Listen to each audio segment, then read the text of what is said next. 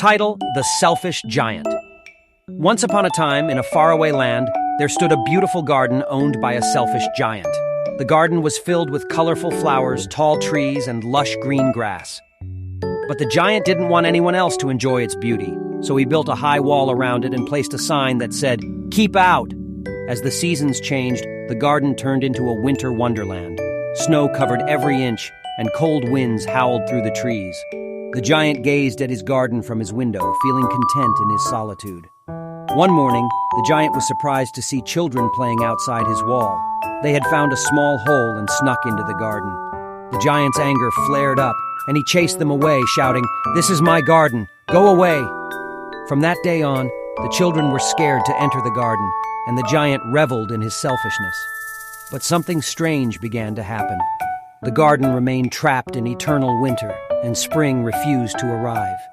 One night, as the giant lay in bed, he heard the most beautiful music coming from outside.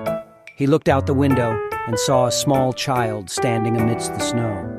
The child's presence brought warmth to the cold garden. Curiosity filled the giant's heart, and he stepped outside to see what was happening.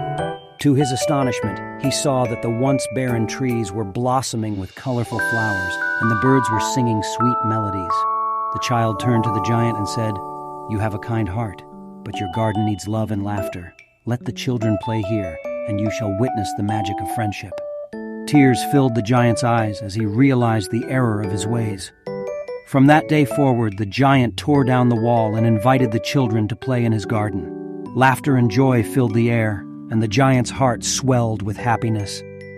As the years passed, the giant grew old, and the child he had met that magical night was nowhere to be seen. But the giant knew that the child was an angel who had taught him the true meaning of love and selflessness.